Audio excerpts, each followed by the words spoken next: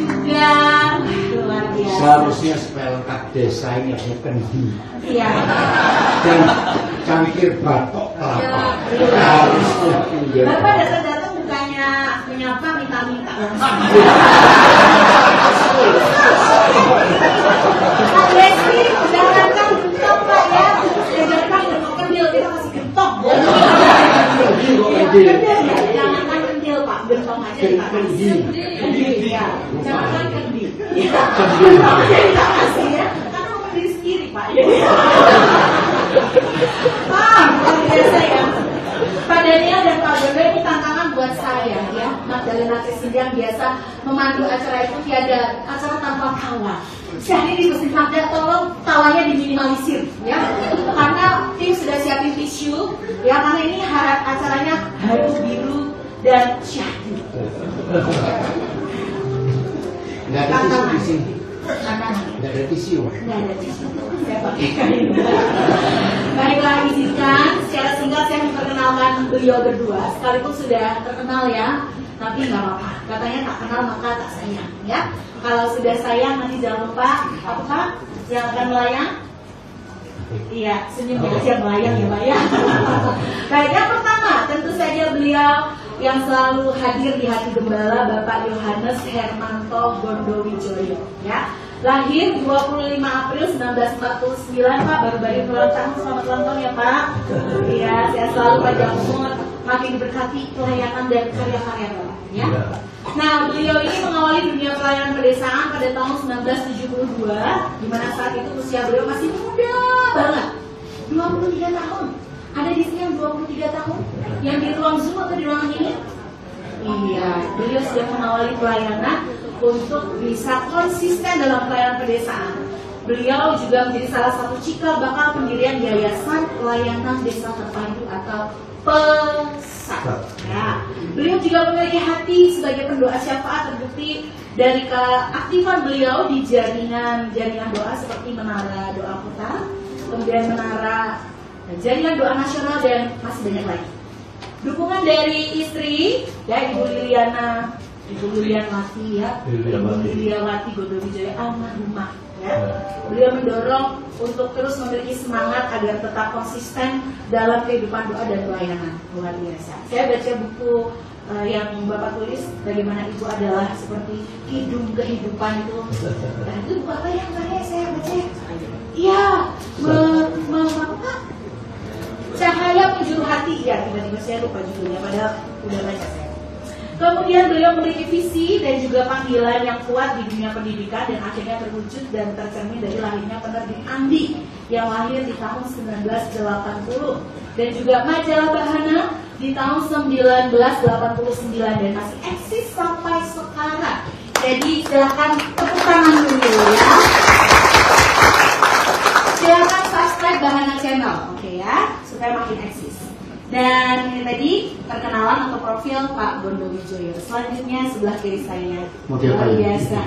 Saya kalau lihat Bapak jadi pengen bikin acara Daniel Alexander Golden Way. Ya, yang tahu aja ya. Udah 19 potong aja dulu ya. Maaf ya Pak. Bapak masih lama ya. Oke, saya kenalkan dulu ya. Pribadi yang smart and humble ya, sedikit mirip dengan saya. Lahir di Surabaya.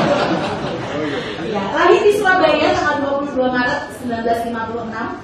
Ya, mengalami jamaah Tuhan sejak masih remaja, tepatnya pada tahun 1972 beliau secara khusus menerima panggilan Tuhan dalam pelayanan Elia.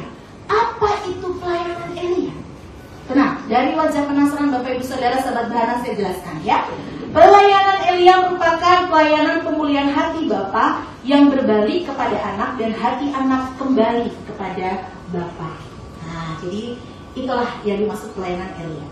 Pak Daniel Alexander memasuki dekade tahun 90-an, beliau memutuskan menetap di Nabire, Papua.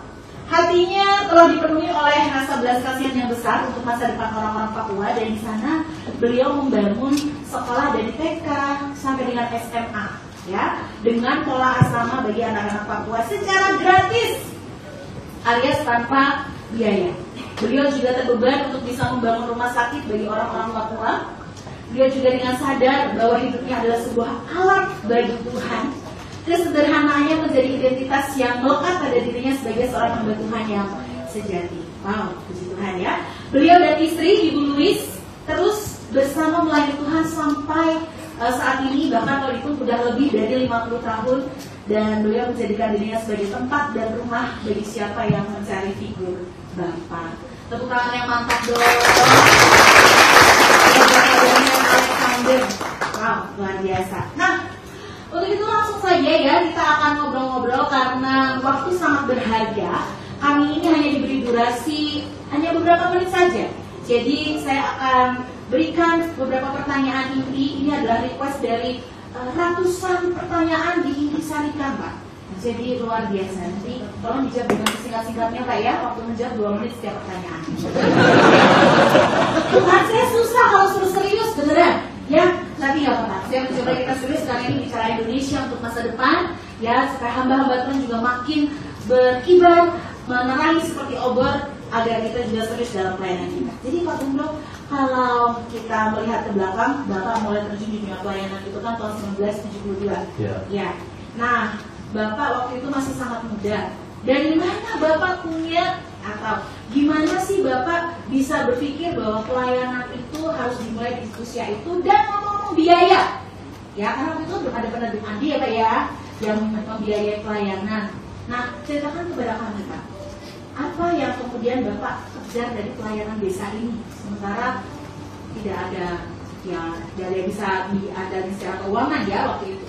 Boleh ceritakan Pak kepada kami supaya kami mantap kalau mau memulai pelayanan. Yang menjadi landasan utama saya masuk pelayanan pedesaan itu karena ada panggilan. Dan saya melihat di situ bahwa Indonesia ini adalah negara desa dengan 13.667 pulau dengan 9.800 lebih desa di seluruh pelosok tanah air Indonesia ini. Nah, tergerak hati saya untuk terlibat di dalam pembangunan desa ini lewat jalur pendidikan, baik yang formal maupun informal. Dan saya mulai sejak tahun 1972. Desa pertama yang saya masuk itu adalah Tegal Onggobayan dan dipandu oleh pendeta Hadi Saban bersama Ibu Hadi Saban. Dan semua pelayanan pedesaan itu saya membiayai sendiri. Pertama kali ya saya nabung, belum ada Anjabset. Ya saya nabung, ya makelaran sana sini saya sisihkan uang untuk pelayanan pedesaan. Yang menjadi landasan saya adalah cinta desa itu. Dan itu menimbulkan hasrat hidup saya, gairah di dalam hidup saya yang berkobar-kobar untuk pelayanan pedesaan. Waktu itu saya lihat kiri kanan ya belum kelihatan ada gereja-gereja yang masuk pelayanan pedesaan, apalagi usahawan. Kelihatannya belum ada. Jadi dulu kiri kanan masih sepi ya Pak ya? Iya. Melihat kanan kiri pengacara juga nggak ya? Iya. Tapi cinta Tuhan, cinta desa itu menjadi dasar. Cinta desa. Cinta Tuhan dan cinta desa ya Pak ya? Yang kemudian menjadi alasan terkuat kenapa Bapak rela mengambil uang tabungan untuk digunakan bagi pelayanan, gitu ya? Oke, luar biasa. Lanjut nih Pak Gondol ya, ini masih suka Pak Gondol, Pak Daniel boleh minum dulu? Ya. Ada Pak, itu teh baru Pak, saya sudah cek ya.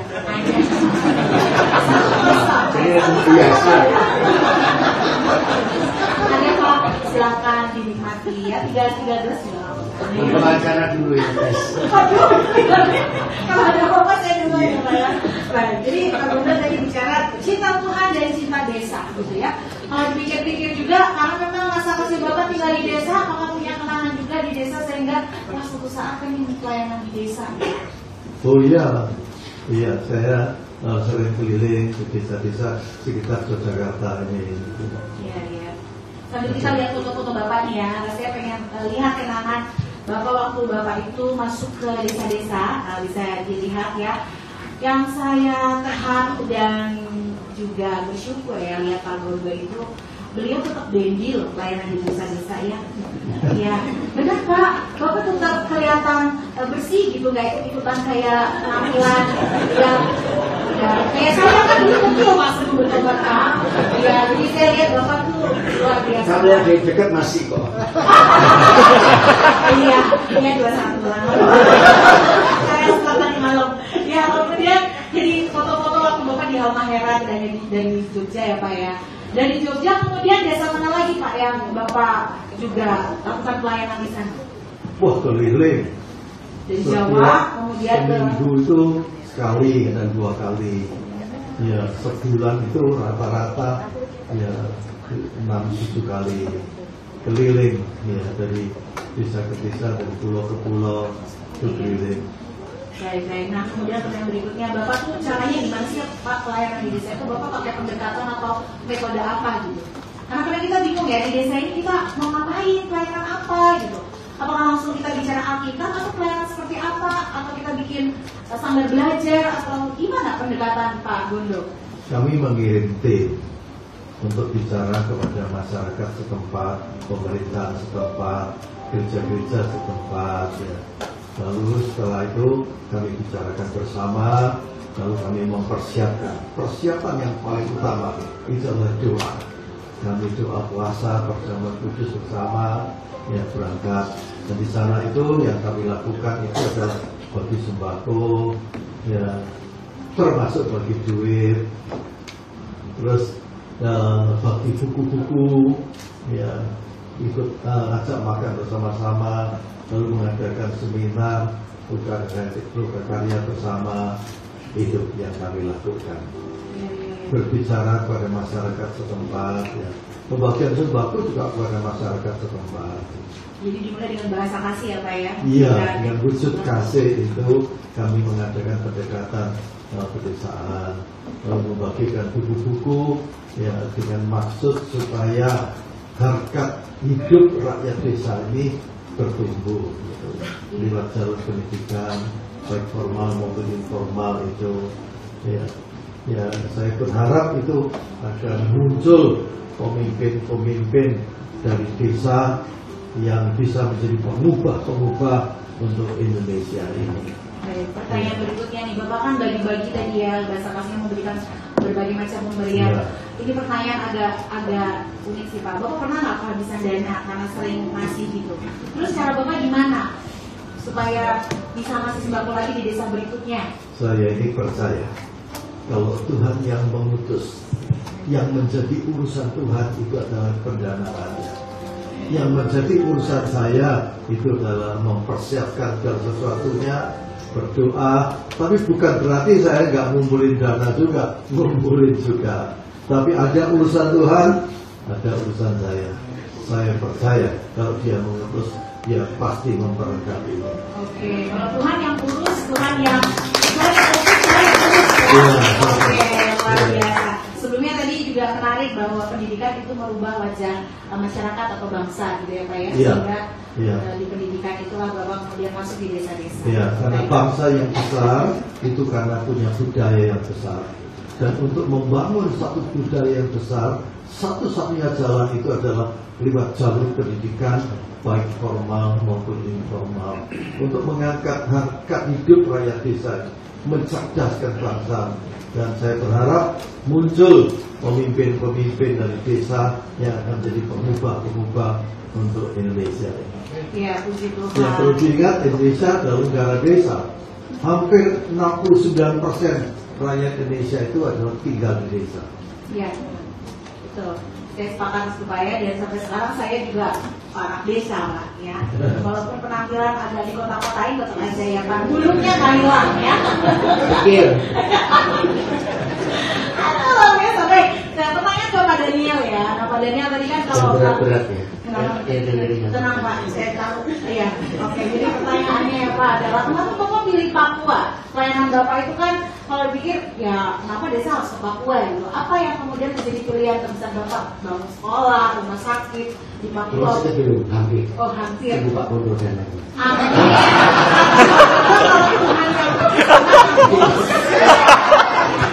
Ada mesti. Saya lihat tahu Pak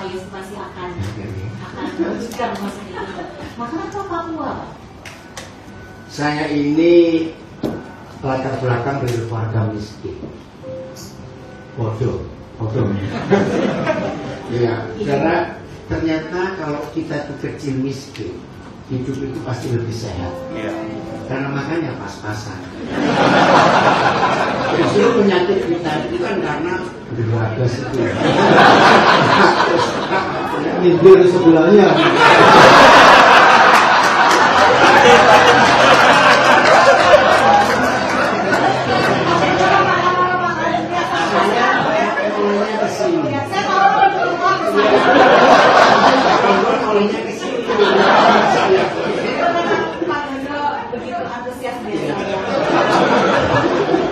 Nah, karena saya tahu hidup saya itu seperti apa, ketika saya dipanggil Tuhan, hati yang pertama yang Tuhan cari yang paling susah di Indonesia itu di mana? Luar biasa Tuhan tunjukkan itu. Ya, maaf ini yang dari Papua. Ya, sampai hari ini, dari 38 provinsi di Indonesia, maka 6 provinsi ada di Papua tetap terpilih. Nah, itu panggilannya. Kalau Bu Magda mau ikut, pasti langsung.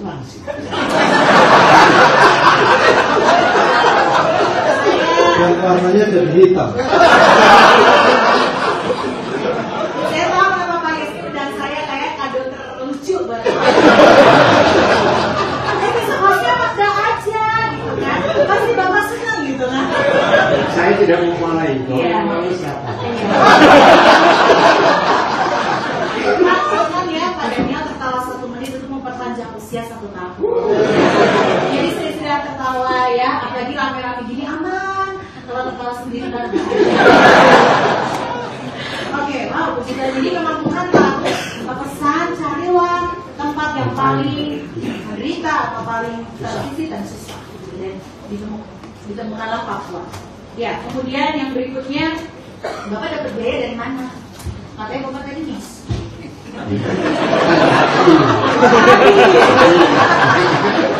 Dulu ya. Iya. Ternyata 1 Timotius 6 ayat 8 itu rahasia hidup sehat, hidup bahagia, hidup tenang. Asal ada makanan dan pakaian cukup. Orang cukup itu orang paling bahagia di dunia. Ya, ojo dumeh teko seli. Ya kan nanti nggak apa-apa. Sesat ya dulu ya. Oke. Nah, dari kata cukup itu, ketika saya dapat sedikit, ya sedikit pun saya bisa berkata cukup. Karena begitu sedikit bisa cukup, pasti ada sisa. Nah, selebihnya dari yang sudah saya pakai untuk diri sendiri, kita saya bagikan. Nah, rupanya dari situ berkembang terus. Dari sedikit jadi banyak, banyak pun saya tetap pakai sedikit, sisa saya terus bagi. Dan bersyukur ketemu istri yang hebat. Maka itu yang belum menikah saya sarankan. Istri yang bisa diajak miskin pasti panjang umur. Ya, jangan cari istri mahal, tapi bedak lokal jerawatan. Sepatu baju yuk cantengan. Serius, tanya Pak tanya semua anak-anak saya, istri saya itu luar biasa. Beda. Beda Pak ya, soalnya kan suami bukan istri. Diajak miskin tidak apa-apa, asal jangan diajak sengsara. Kalau miskin juga sangat sengsara Pak. Tidak. Nah, ini pertanyaan bagus. Miskin tidak pernah nyambung dengan sengsara kalau bisa berkata cukup. Ini rahasia. Saya akan sering-sering berkata cukup. Sering-sering lakukan. Kita cukupkan Pak acara kita.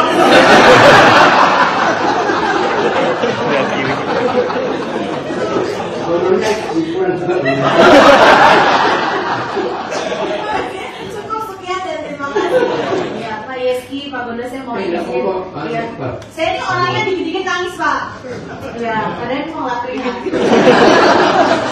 Saya matanya di seluruh badan. Iya, oke. Terima kasih ya. Tim luar biasa Pak Kabel. Ya, jadi tadi dana tidak khawatir ya, karena Tuhan cukupkan ya. Jadi artinya Pak Gondo dan Pak Daniel pernah ngalamin kelaparan dari di desa ini? Nah, itu dia. 1 Timotius 6:8. Asal ada makanan dan pakaian cukup. Jadi asal kita nggak pernah merasa kelaparan dan nggak pernah telanjang, nggak tahu. Nah, ini pertanyaan bagus. Karena orang-orang yang kenal saya, awal-awal kenal saya, itu sering protes kalau saya bicara tentang uang. Suatu kali saya dimarahi orang, sombong betul Pak Daniel ini. Sepertinya nggak pernah pernah rasa lapar. Oh, saya sering. Nah sekarang bagaimana? Kalau nggak punya uang terus rasa lapar, nah saya punya resep. Ikuti nggak apa-apa, nggak ikut juga nggak apa-apa.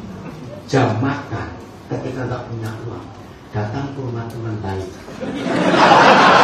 Tapi jangan tiap hari. Ini serius. Ini yang saya lakukan. Orang Jogja jam makan lapar nggak punya uang, datang ke orang rumah Pak Gondo.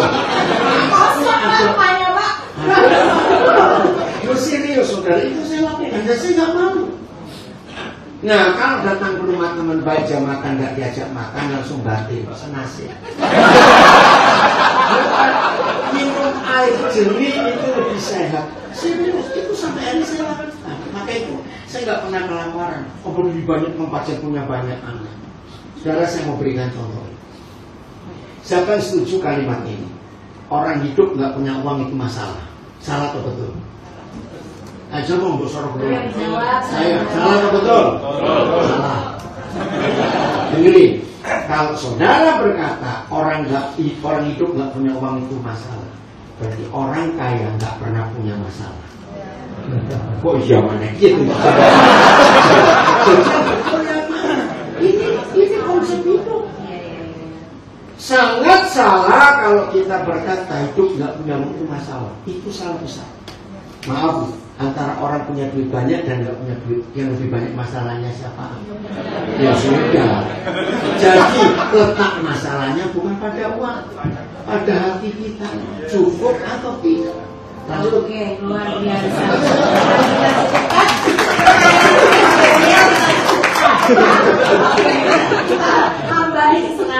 Jadi pelayanan pedesaan lapar ya iya, tapi tidak kelaparan. Iya. Iya. Pak kalau di pedesaan Bapak makan apapun oke ya Pak ya, nggak ada pantangan ya Pak ya. Pernah di satu desa itu hanya nasi sak kepel ini harus dikasih ikan amisnya nggak karuan, itu harus dimakan. Kalau dimakan nggak lapar. Amis ya Pak ya, Iya. Kalau ya pelayanan pedesaan masalah makan itu jangan ditaruh di hati. Iya. Karena pasti harus berani bayar harga, betul. Ya, saya sebenarnya tergelitik tadi pergi ke rumah teman pas jam makan siang. Nah, kemudian saya datang ditanya kamu bawa apa gitu. Salah saya ya. Ya, memang kadang beda orang beda nasib. Dan saya punya jawaban bawa perut kosong.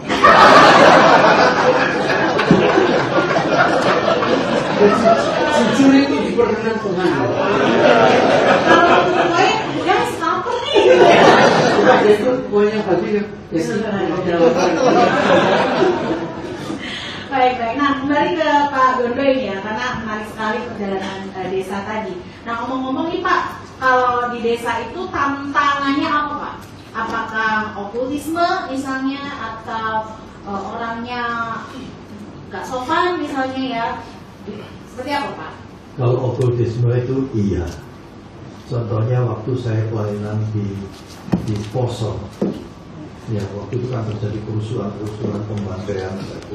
Nah dalam perjalanan itu supirnya itu tahu-tahu di tengah jalan ngerem gitu mobilnya, dan saya itu merasa seperti ditindih beban yang berat gitu. Saya duduk di depan. Nah ini ada apa? Supirnya cerita, Pak, tadi itu ada mayat-mayat yang nyebrang, peti-peti mayat diusung oleh orang-orang yang tanpa kepala nyebrang. Nah ternyata di sebelah kiri itu memang tempat pembantaian. Nah itu ya, saya pernah pelayanan di Luwu di mana itu saya lupa. Itu saya mengajak Sheila, anak saya, sama istri saya almarhum. Nah, Sheila itu mendadak itu kalau tumpah-tumpah diare gitu. Ya, tapi saya tetap melayani, begitu selesai pelayanan sembuh sendiri. Mengalami di tempat-tempat yang sulit ada okulisme yang ngalami. Datang buas gitu Pak? Atau gadis desa mungkin yang begitu? Saya ada Pak Bondo ganteng itu kan yang kadang ya kayaknya berat ya jawab ya. Pernah mengalami dari tua pejat itu ke si Gaza, si Pora itu. Nah itu pulangnya itu naik sampan kecil gitu dan motor di belakang. Nah pulangnya itu katanya ada pesawat dari MAF yang datang bisa nunut ke situ pulangnya itu. Ada bandaranya kecil, tapi bandaranya rusak. Nunggu hampir 4 jam itu nggak ada pesawatnya. Ternyata karena ada badai. Lalu tukang sampahnya kami runding gimana kalau naik kembali.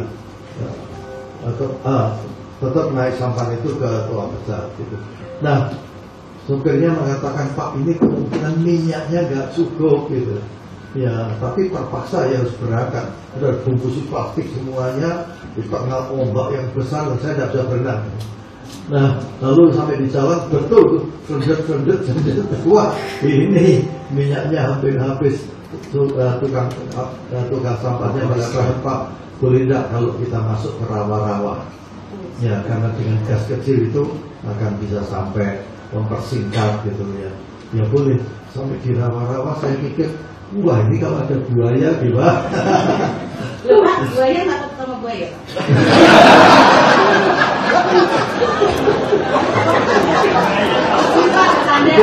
Buaya laut sama buaya darat.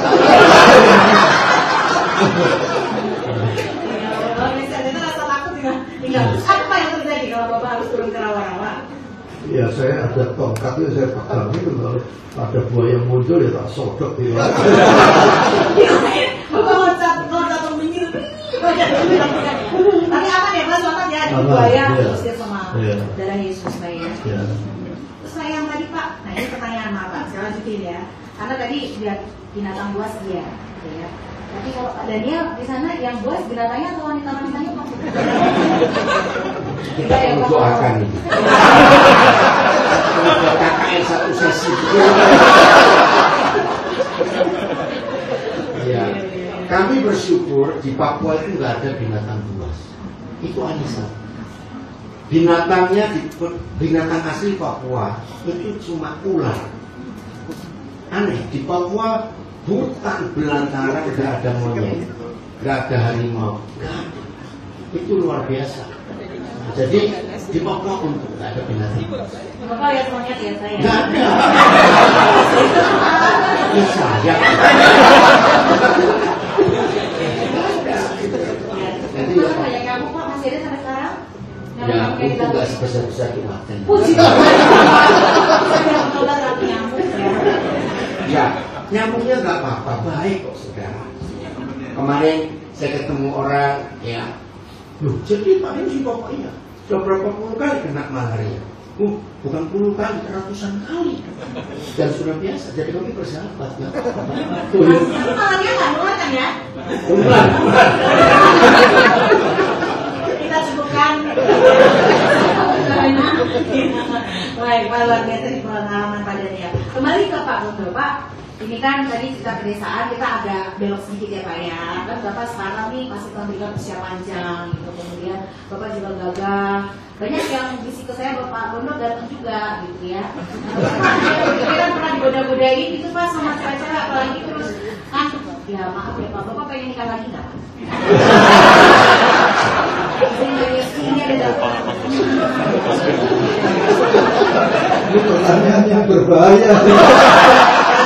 Buat pertanyaan siapa ini?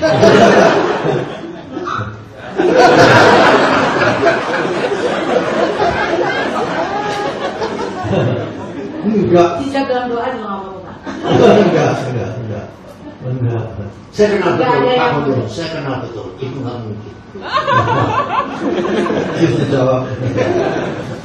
Mohon maaf ya. Pak. Waktu saya mengucapkan janji nikah itu gagal.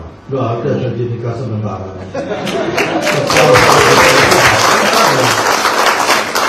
Kalau yang menggoda ya banyak. Ya ada. Yang ngirimin potret. Saya tunjukkan ke sekretaris saya Ari ada di situ. Ini siapa tadi? Lu barangkali ini karyawan baru.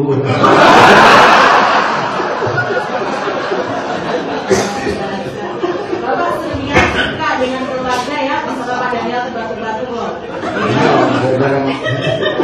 Buat saya, kalau kawin lagi, yang pertama hubungan dengan Tuhan pasti ada Tuhan. Yang kedua hubungan dengan keluarga, ya pasti ada Tuhan. Karena ini mami baru. Ya.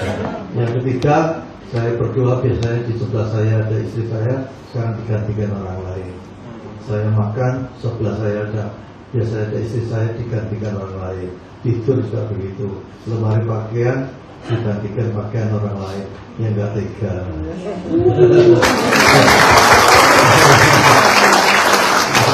Iya. Tapi saya tetap berbahagia meskipun hidup sendiri. Karena bersama dengan anak-anak, bersama dengan keluarga, semua keluarga saya dianggap sedih, amal-amal di mana-mana dijejaring-jejaring itu. Ya, setiap hari ada acaranya. Ya. Yang paling penting saya hidup bahagia. Sorry Pak, iya. Apa ya? Yang lihat saya itu di hadapan dari itu. Berharaplah kepada Tuhan, jangan manusia. Nah, kalau begitu Pak, di usia yang Bapak sudah senior ya, 75 tahun. Sekarang Bapak kalau pergi ke pedesaan, apakah juga masih jauh-jauh sana Pak? Sekarang Papua gitu, pedesaan iya. Pak Daniel misalnya. kalau semangat saya, hasrat hidup, gairah hidup saya itu masih ada. Tapi fisik saya sudah tidak mendukung. Saya 5 kali jatuh. Sekali di STT Tamuanmu, yang kedua di Denpasar, ada acara di Rock Denpasar, yang ketiga Jogja, keempat, kelima di rumah. Satu, jadi kaki saya memang tidak sekuat dulu, hanya semangat itu masih.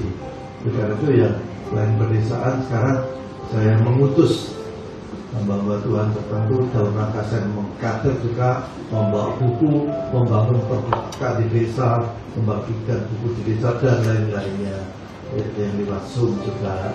Iya, Ya. Tuhan. Dan saya mengkader kan. Mengkader, Iya, mengkader. mengestafetkan pelayanan pedesaan kepada yang Iya, muda, betul. yang rindu. Ini Iya. banyak yang lewat Zoom, semoga banyak yang tergerak kemudian Iya. terlibat di pelayanan tersebut. Yang hadir di ruangan ini juga lebih dari status ya. Ya, siapa tahu hati nurani tergerak Iya. dengan pelayanan menjadi perpanjangan tangan Tuhan ya. Ya. Dan menggerakkan para usahawan, karyawan, kaum profesi juga untuk melihat keadaan pedesaan, untuk terlibat juga dalam pembangunan pedesaan. Iya, iya, iya. Lewat jalur pendidikan dari yang Iya, ya Pak ya. iya. Dan membayangkan kalau pembangunan di desa, bangun balai desa gitu Pak. Iya. Kan bangun perpustakaan. Ya, gitu. dan saya berharap gereja-gereja sekarang mulai terbuka untuk pelayanan pedesaan. Karena Indonesia ini kan negara desa. Oke, baik. Terima kasih Pak Gubernur. Kita lanjutkan ke Pak Daniel Alexander ya. Bapak tadi cerita punya istri yang spesial yang Tuhan taruh ya, hati melayani. Pernah nggak sih Pak perbedaan visi sama istri dalam hal pelayanan di desa?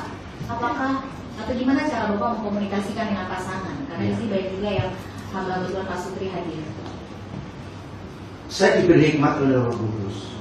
Kalimat ini, kalau menikah itu bukan hanya dengan fisiknya, tapi harus dengan visi. Terus terang, ini teman-teman saya banyak di sini juga dari besar. Saya itu takut menikah dan saya memutuskan dulu untuk tidak menikah. Maaf. Karena selama saya melayani, ternyata tahunnya sama 72 juga. Saya mulai khotbah itu tanggal 26 Agustus 72. Itu saya jadikan titik saya pelayanan.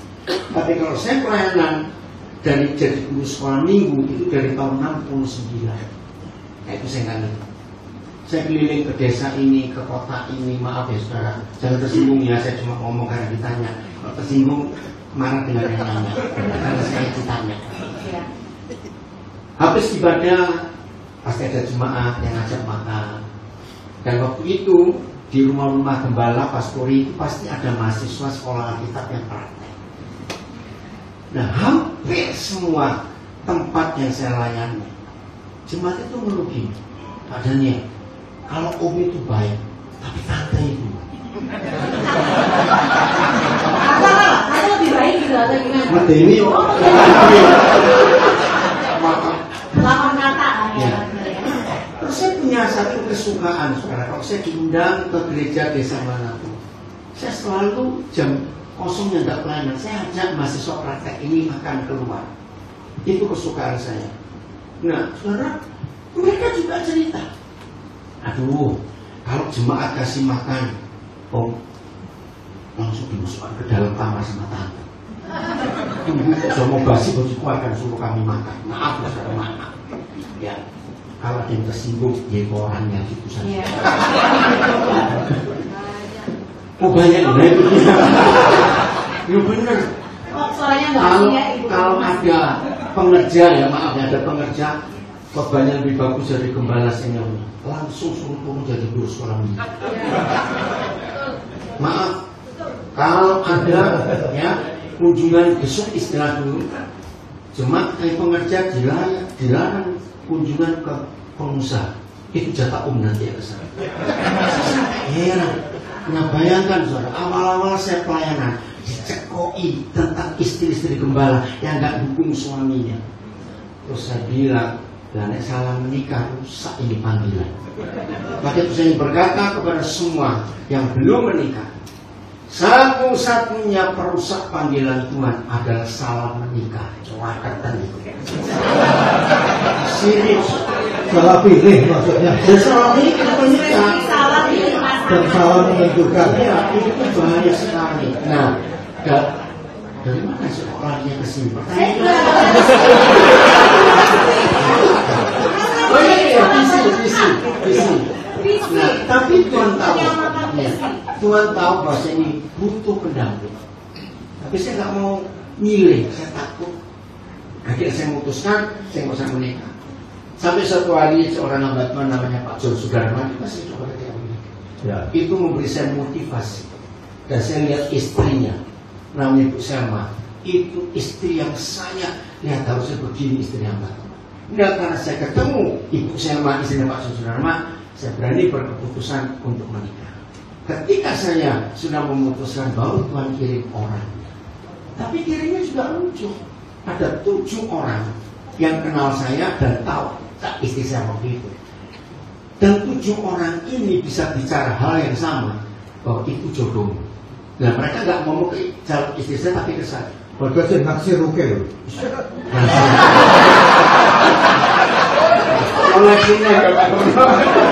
Oke ya.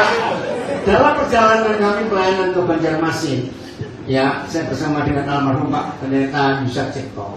Terus saya tuh ngomong, mungkin nggak sih Tuhan tuh bicara untuk seseorang, tapi lewat orang lain, nggak lewat orang itu.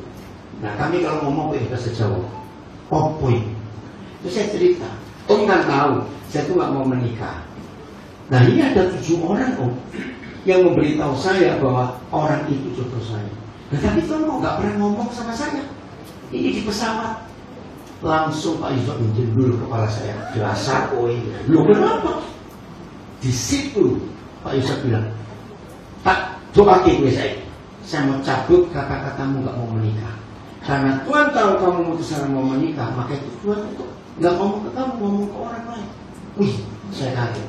Di pesawat itu saya didoakan.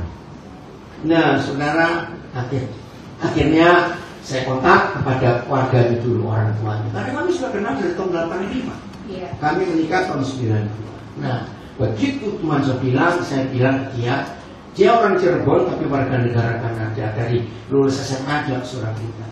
Saya ngomong aja langsung, nggak punya pacaran, umur saya 40 kami kok mau menikah. Nah, saya bilang kalau memang ini dari Tuhan, saya beri waktu kamu 3 bulan untuk berdoa. Dan harus ikut balik ke Indonesia tapi tinggal di Papua. Karena waktu itu saya sudah di Papua. Dalam hati saya berharap, ojo jawab.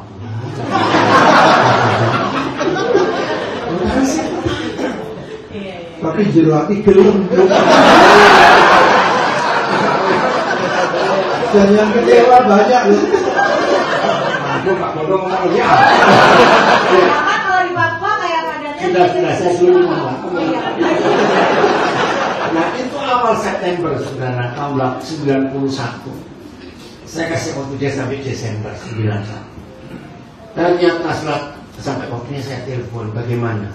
Ya Tuhan bilang, kaget saya. Ya sudah, tapi visinya itu saya sampaikan visi. Kalau kamu balik ikut saya ke Indonesia, tidak tinggal di Jakarta, tapi di Papua. 3 bulan sebelum kami menikah, Om Damaris datang, Pak Samuel Elkana datang, Pak Bambang Budianto datang. 3 bulan sebelum menikah. Pesennya sama.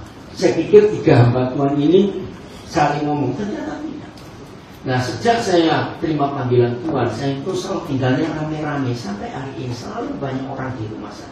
Karena saya genapi Markus 2 ayat 1. Di mana ada Yesus, rumah itu harus ramai. Maka itu kalau ada rumah pendeta sepi, berarti dia artis bukan hamba Tuhan. Markus 2 ayat 1. Di mana ada Yesus, rumah itu harus ramai. Ini yang tepuk tangan bukan artis sih yang betul. Nah, Om Damaris, Pak Samuel, dan Pak Bambang datang giliran. Bilang nanti kalau kamu sudah menikah, nggak bisa hidup rame-rame begini. Apalagi istrinya sudah lama dibanakan. Saya bilang pada mereka, lah telat itu saya ngomong duluan kok. Kalau nanti kita menikah, kamu nggak menikah, itu ada siapa? Ada pembantu banyak, enggak. Nah hebatnya istri saya sampai hari ini nggak mau pakai pembantu. Dia kerjakan semua sendiri. Saya kagum dengan itu. Maka itu mendapat istri bisa kerja miskin, hemat sudah. Terus ini, nah akhirnya luar biasa. Dia mau, dan itu jadi sevisi. Tolong yang belum menikah jangan cuma dengan visinya, ajak menikah visinya juga. Ya, doa tadi yang saya tangkap kemudian ya, request sama Tuhan doa. Kemudian kita belajar dari video siapa yang melihat istrinya istri yang bijaksana ya. Baik Pak Daniel, saya tahu ada banyak cerita. Ini perkawinan intelek. Iya. Perkawinan intelektual. Oh gitu.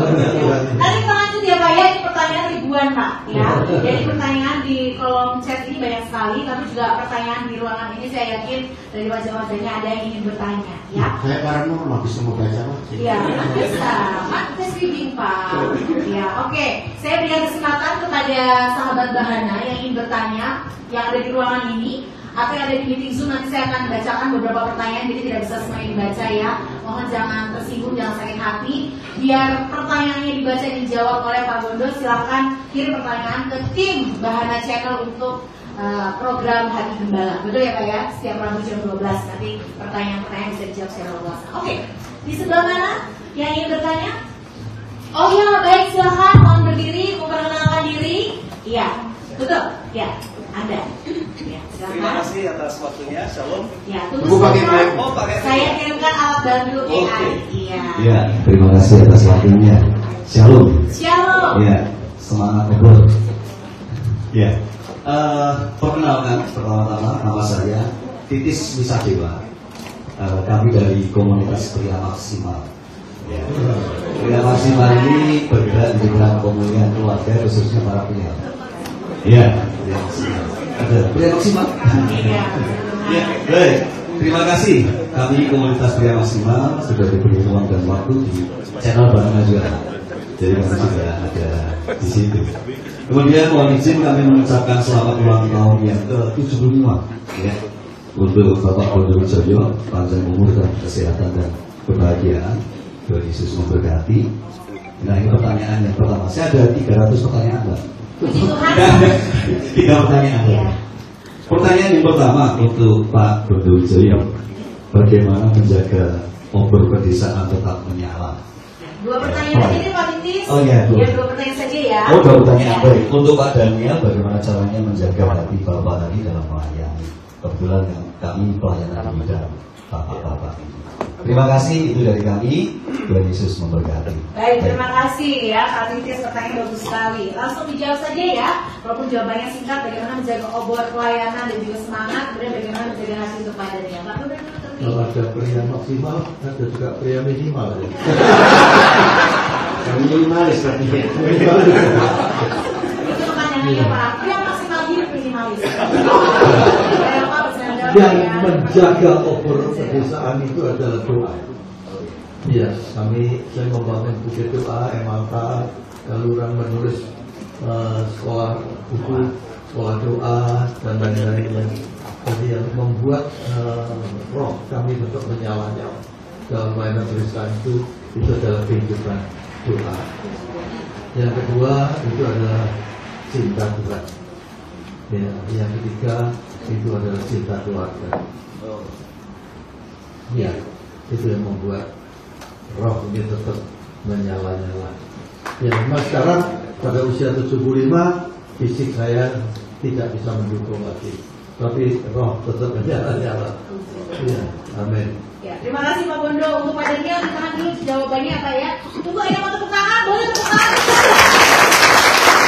Ya, baik Pak Bondo, padannya mau izin sebentar. Kita ingin mendengarkan apresiasi juga atau barangkali ucapan kasih ya, salam kasih dari Ibu Komimas ya Kota Jakarta, Ibu Sri Gunarti Sabdaningrum. Saya tadi dipesan ya, mohon izin Bapak berdua kasih dulu untuk jawabannya ya Pak ya. Dan sudah bersama dengan kita Ibu Komimas Kristen ya Kota Jakarta, Ibu Sri Gunarti Sabdaningrum yang tentu juga mewakili kita semua ini menyampaikan hal baik ya, barangkali apresiasi, ucapan selamat atau mungkin doa buat kita yang ada di sini dan Pak Bondo beserta tim dari Andi. Baik, mohon berkenan Ibu Sri Gunarti Sabdaningrum untuk menyampaikan pesan. Ibu kendali mohon kamera nih. Iya, cara ngomong. Luar biasa. Oh. Ya. Baik, terima kasih. Shalom. Salam sejahtera untuk kita semua. Yang saya hormati beliau adalah Bapak Zihan Guntur Wijoyo dan juga Bapak Daniel Alexander. Dan ini para hamba Tuhan yang berkumpul di sini luar biasa dari berbagai denominasi. Dan tak lupa juga ini Pak Direktur, Pak, nanti saya kena marah nanti ya. Pak Direktur Utama CP Andi Offset yang kami hormati Pak Riono dan keluarga besar ya CP Andi Offset dan seluruh hadirin para tamu yang hadir dalam acara yang luar biasa ini. Ulang tahun Pak Bondo yang ke-75 tahun yang dikemas dalam talkshow ya, talkshow kedua obor pedesaan. Beliau adalah pelaku sejarah pembangunan desa dan juga pedalaman luar biasa. Tentunya puji syukur dan terima kasih kita panjatkan kepada Tuhan yang Maha Baik, Tuhan yang Maha Esa. Kita boleh dipertemukan di tempat ini, di aulanya CP Andi Offset yang luar biasa dalam keadaan sehat, dalam keadaan selamat dan penuh sukacita. Sekali lagi saya mengucapkan selamat ulang tahun kepada Pak Zihan Guntur Wijoyo yang ke-75 tahun. Luar biasa. Beliau sudah menginspirasi kita bagaimana berdua ini ya menjadi pelaku sejarah pembangunan pedesaan dan juga pedalaman. Apakah tadi kita juga merasa tergelitik gitu ya ketika beliau menyampaikan perjalanan pengalaman imannya yang luar biasa. Saya jujur seusia begini saja belum sedikit pun ya menyentuh memiliki pengalaman yang seperti beliau ini. Dan kami berdoa kiranya Pak Bondo diberi kesehatan, semangat, sukacita, bahagia, tetap berkarya. Dan kami atas nama Komimas Kristen, bahkan atas nama guru-guru para penyuluh dan seluruh umat Kristen di daerah istimewa Yogyakarta mengucapkan banyak terima kasih, di mana Bapak J.H. Gondowijoyo dan juga CPA di Offset ini sudah membantu kami dalam banyak hal. Tahun lalu kami diberi kesempatan untuk mengumpulkan guru-guru pendidikan agama Kristen sedaerah istimewa Yogyakarta di ruangan ini, difasilitasi semua include dari narasumber dan semua dibiayai oleh CPA di Offset. Tepuk tangan. Terima kasih, bahkan banyak kegiatan kami ini yang dibantu ya Pak Yeski ya. Banyak proposal yang tiap hari masuk, minta maaf. CPA di Offset ini andalannya. Dikit-dikit Ibu minta rekomendasi karena kami mau masukkan proposal ke CPA di Offset. Dan minta maaf, ini yang bisa dilakukan oleh guru-guru ketika mencari donatur atau bantuan untuk kegiatan mereka maupun para penyuluh dan yang lain. Terima kasih Pak Gondo, dan terima kasih kita sudah mengikuti talkshow yang luar biasa, baik kita secara luring maupun daring. Demikian sambutan saya, dan kami masih mengharapkan kerjasama yang baik ya Pak Yeski. Mohon maaf kalau ada hal-hal yang kurang berkenan, dan saya akan akhiri dengan pantun ya. Nanti dilancar. Pergi ke pasar naik kuda, membeli sersat dan buah pepaya. Walaupun usia tidak lagi muda, tetap sehat dan berkarya. Terima kasih. Terima kasih. Luar biasa. Terima kasih Ibu. Sehat selalu juga, selalu berkarya dalam segala ketugasan ya, baik di darat, laut dan udara ya Bu ya. Luar biasa ya. Oke. Karena saya mau bahas pantun kan, ya udah darat dan udara aja ya, biar kan selalu sama.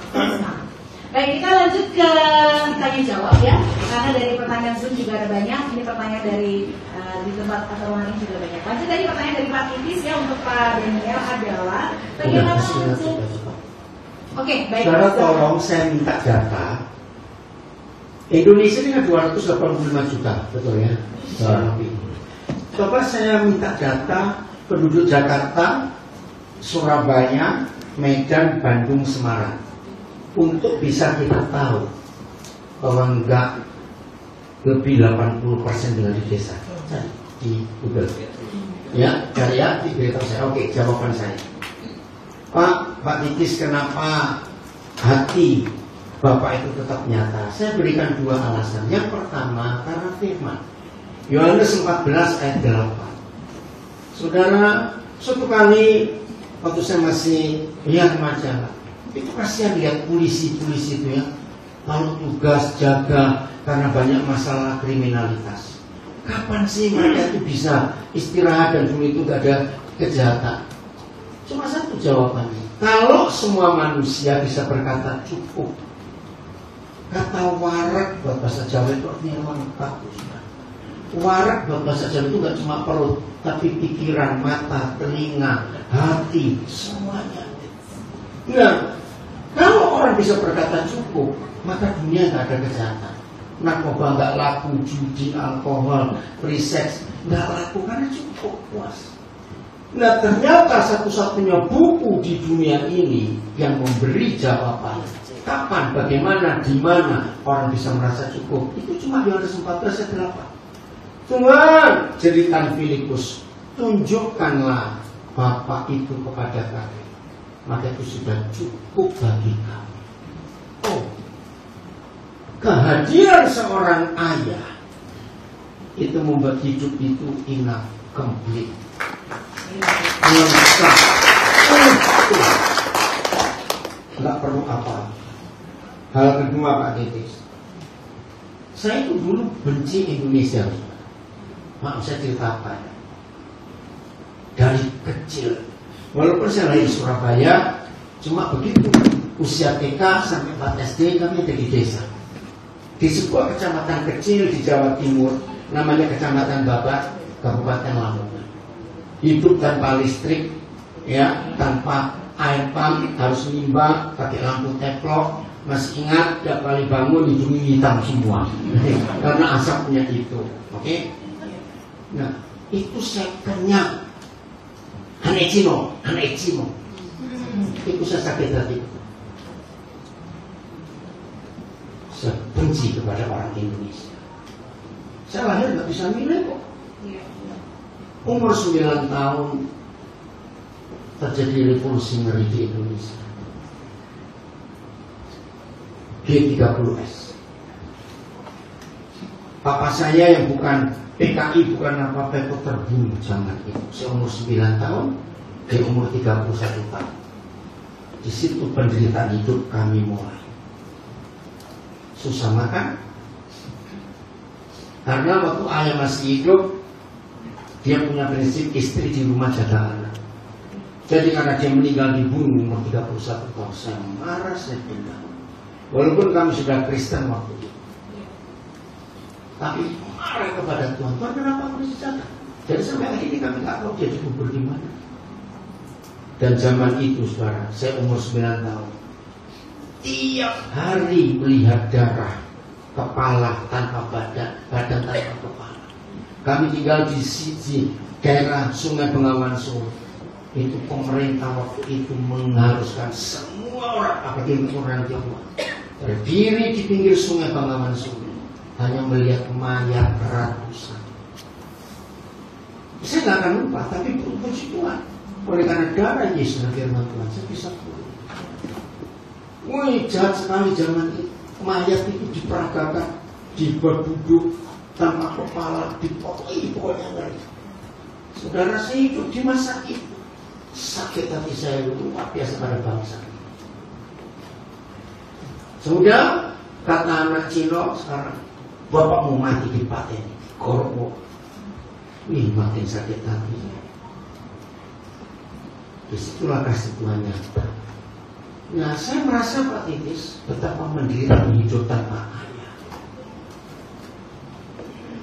Ini cuma intermezzo. Maka itu sampai hari ini saya suka semua barang yang dari kelapa, saya itu suka, saudara.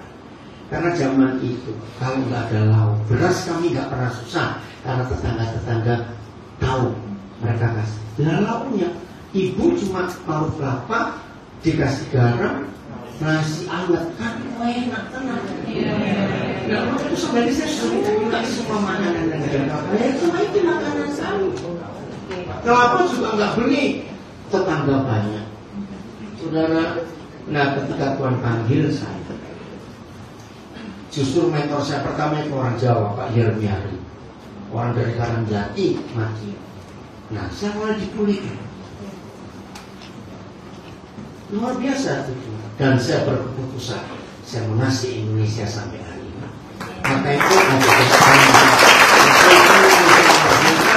Maka itu saya nggak pernah punya dasi.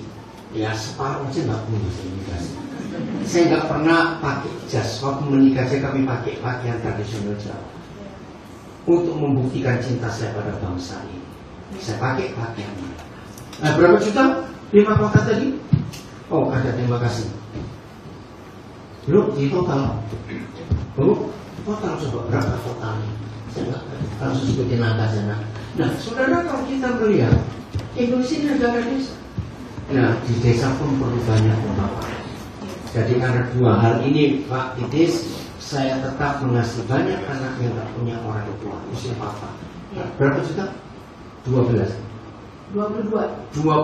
juta. Kita itu 285 juta. Cuma 22 juta di kota besar. Berarti berapa persen? Ini negara desa.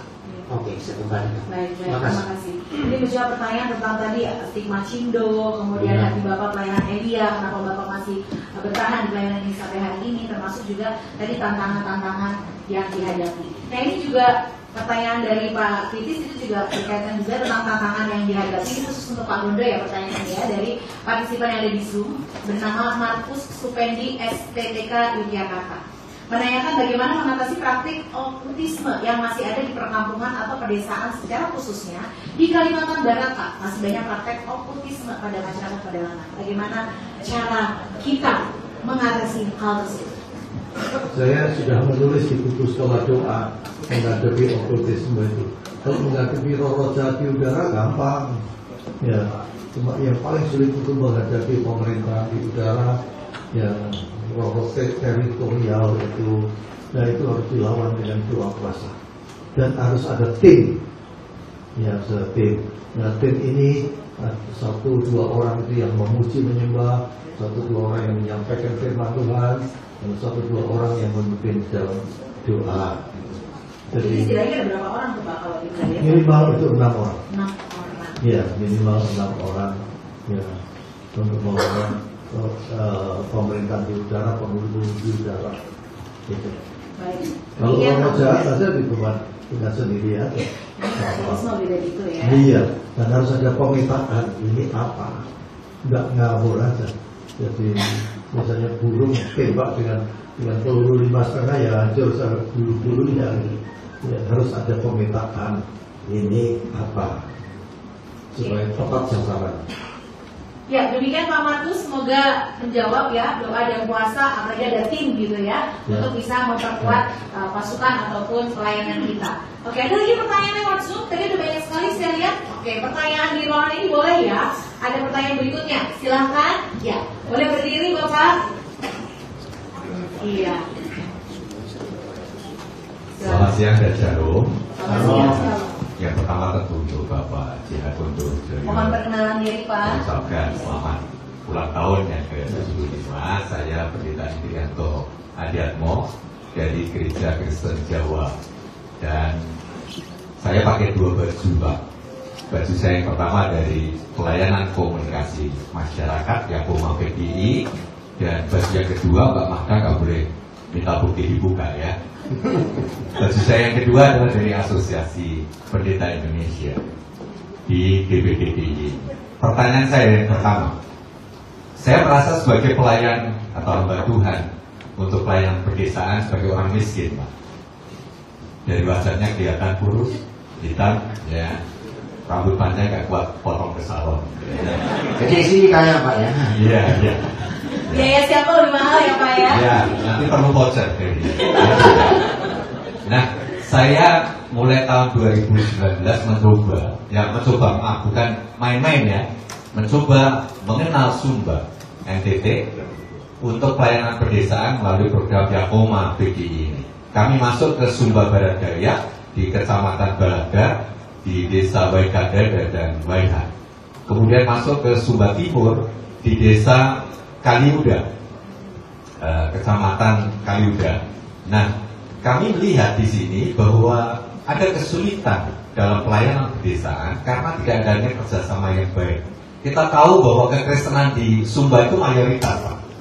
GKS itu seperti ya di tiap desa seperti musola dan masjid yang ada di Jawa. Jadi tiap desa itu paling tidak 5 gereja ada. Tetapi ternyata di pedesaan-pedesaan itu kemiskinan, baik miskin secara ekonomi maupun miskin secara pendidikan, itu masih kuat. Rohani juga Pak. Iya, itu nanti Pak. Karena saya orang PGI dan saudara dengan GKS, saya nggak berani mengatakannya. Saya diberhentikan dari pekerjaan saya. Nah, itu kritik yang baik Pak, kami terima. Juga miskin kesehatan. Jadi di sana banyak kasus kematian ibu yang melahirkan, termasuk kematian bayi. Dan stunting itu tinggi Pak. Nah, persoalannya setiap kali kami mencoba masuk ke pedesaan, keluhan-keluhan ini muncul dan kami memang belum mampu menjawab dengan baik kebutuhan pelayanan ini karena tanda kutip kemiskinan kami untuk membiayai pelayanan di sana. Ya, mohon dipersingkat Pak. Iya, nah ini singkat baru akan sampai. Mohon saran Pak Alexander, Pak Daniel Alexander. Saya percaya bahwa Pak Daniel bisa membangun tadi pelayanan pendidikan dengan lab bahasa yang baik dan wah ini nggak kalah sama Sanata Dharma ya. Bagaimana Bapak mencukupkan itu dengan membangun jejaring? Karena ini zamannya saya rasa tidak cukup hanya doa saja dan puasa, tapi juga membangun persaudaraan kerjasama lintas institusi lembaga. Itu yang pertama. Yang kedua, mungkin bagi teman-teman hamba Tuhan yang memulai pelayanan di pedesaan, kami melihat di DIY pun teman-teman pelayanan pedesaan mengalami hambatan, kesulitan. termasuk dalam hal pembiayaan pelayanan. Kami dari API juga mengalami kesulitan untuk menyalakan api menjadi mulu, karena api itu butuh obor dan obor pasti ada minyaknya. Jadi kalau ada obor dengan minyak yang besar, api DDY ini pasti akan hidup mulu. Nah, kami mohon juga kerjasama di antara kita dan di antara hamba-hamba Tuhan dari berbagai denominasi ini untuk bersama berjejaring bekerja sama. Maka mari kita gelurakan ini. Saya rasa dua hal ini yang perlu. Panggilan nama pendeknya siapa Pak? Anto Pak. Tapi kalau malam Indri Pak. Ya, ada. Masuk dia in ya. Oke, saya jawab pekerja karena jamnya. Ayat yang pertama menjadi dasar adalah Roma 1 ayat 16. Tolong dibuka. Aku punya keyakinan yang kokoh dalam Injil, bahwa Injil itu kekuatan Tuhan yang bisa menyelamatkan semua orang, pertama orang Yahudi, satu orang Yunani, dan semua bangsa. Nah, 100% daerah termiskin di Indonesia itu daerah Kristen. Catat ini fakta. Saya ulangi supaya semuanya dengar. Provinsi-provinsi termiskin di Indonesia, mulai dari Papua, Maluku, NTT, sampai ke Toraja, Sangir, Minahasa, sampai ke Sumatera, 100% itu daerah Kristen. Ironinya, daerah-daerah terkaya secara sumber daya alam itu justru berada di daerah-daerah termiskin. Aneh, tapi ini nyata. Mengapa? Izinkan saya berkata sedikit tentang sejarah gereja. Justru yang membuat negara ini, daerah-daerah terkaya di Indonesia dengan sumber daya alam yang hebat, yang membuat di situ gereja sendiri. Jadi Pak, walaupun di PGI ya koma semua, kalau kita nggak berani berkata kebenaran, itu celaka. Harus berani berkata kemiskinan karena Injil dan teologi yang salah. Katakan amin. Selama gereja tidak merubah doktrinnya, setan tetap menang, neraka makin penuh. Jadi doktrin dan dogma Pak yang merusak Injil itu. Izinkan saya ngomong apa adanya. Jadi Bapak nggak perlu takut, miskin rohani juga. Oke, saya lanjutkan. Injil datang dari Eropa, masuk ke Indonesia. Masuk ke negara mana? Tapi saya nggak ngomong lagi. Nah, setiap Injil dibawa masuk oleh para misionaris itu, di belakangnya ada organisasi.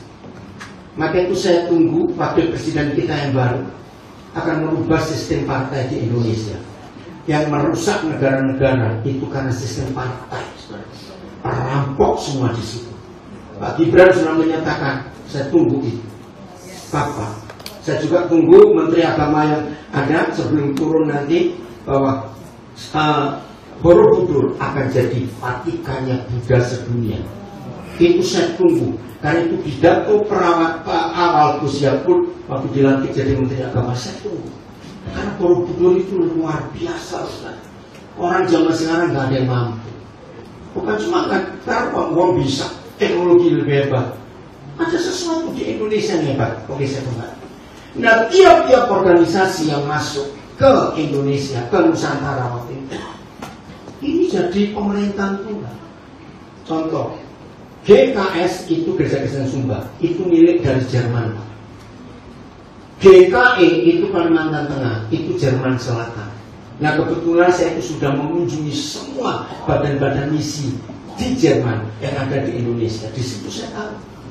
Dan ini jadi wilayah negara buat mereka. Di Sumba GKS, jangan coba ada gereja lain masuk, bisa bunuh-bunuhan. Di Kalimantan Tengah, GKE kekuasaan Gereja Kristen Evangelis, jangan coba masuk yang lain. Jadi musuh terbesar Pak Didi tadi yang tanya, bukan romotisme, dari gereja sendiri kan musuh kita terbesar yang harus dilakukan.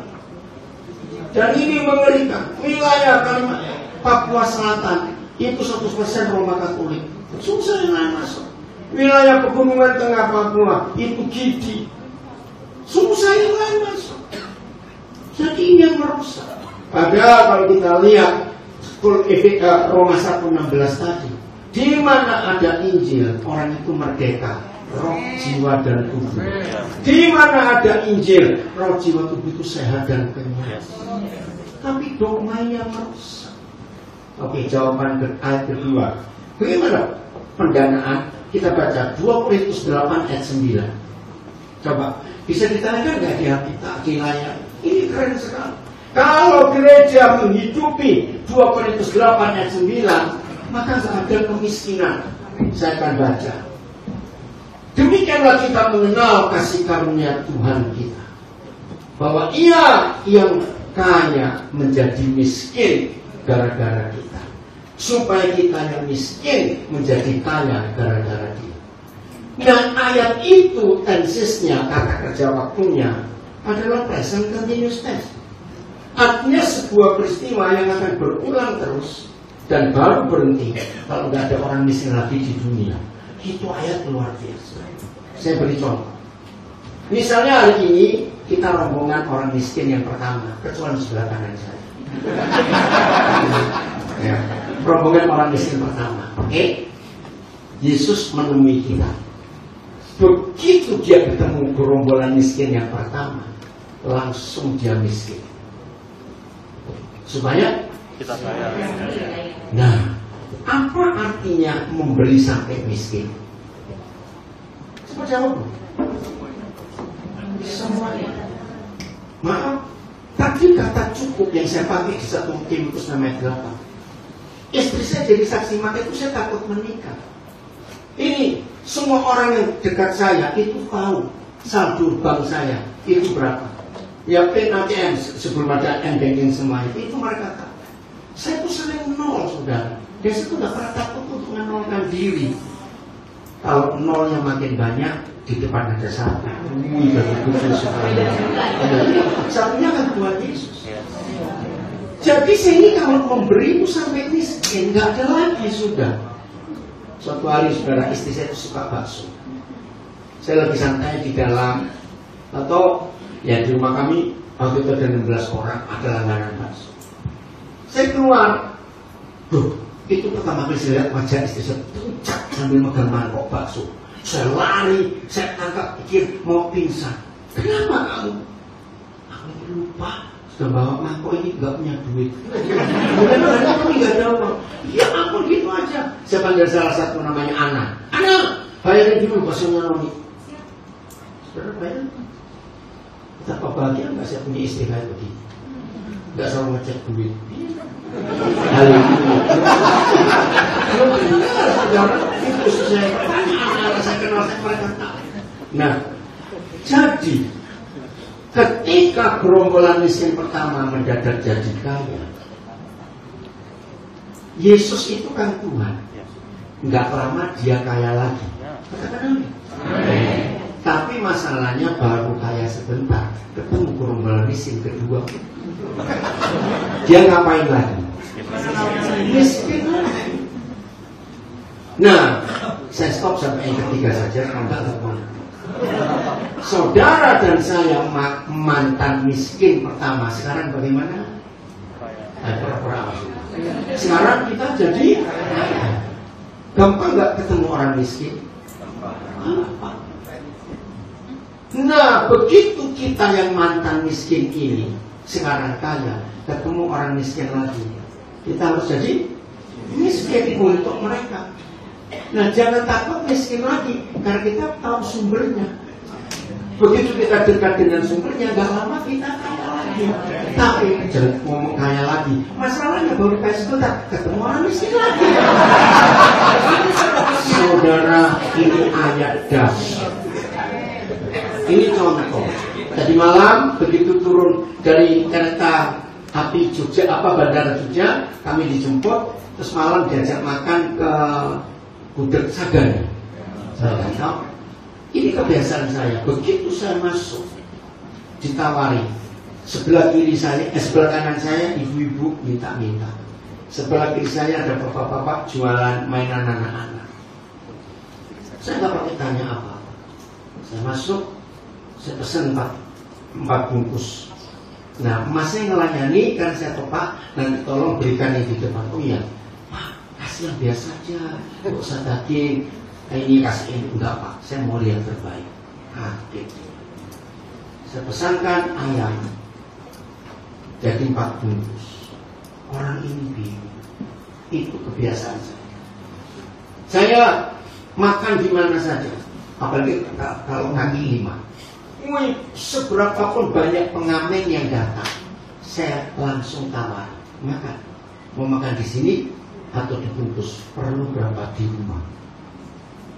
Saudara, kalau saya ke bandara, kalau saya kalau dulu, kalau saya ke bandara, ya kalian Surabaya, Makassar, kalau Jakarta agak sulit karena banyak terminalnya. Biak, Jayapura, itu penjual-penjual warung itu pertanyaannya satu, Pak, delay nggak Pak pesawatnya? Pak, delay nggak? Ngerti? Kenapa tanya? Karena kalau delay, saya akan cari warung yang agak sepi.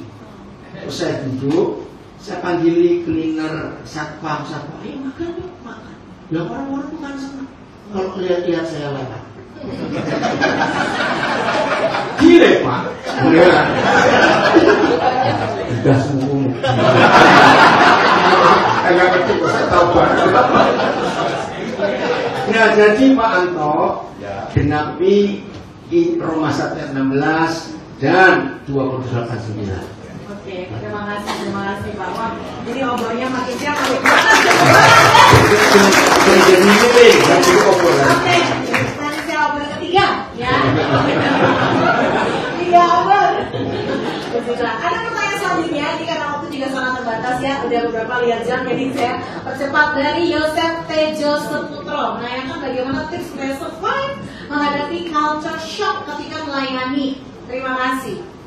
Pak Gondo, silakan Pak. Bagaimana Bagaimana menghadapi culture shock atau terkejut budaya atau budaya kaget gitu Pak dengan budaya setempat? Iya, kami itu mempelajari budaya setempat lebih dahulu. Jadi sebelum kami berangkat itu kami mempelajari lebih dulu, ya supaya kami bisa menyesuaikan dengan budaya setempat gitu. Dan kami menyampaikan firman itu untuk membangun budaya setempat itu supaya menjadi budaya yang bisa menerima budaya-budaya yang lainnya. Ini bisa diantisipasi persiapan, mempelajari terlebih dahulu.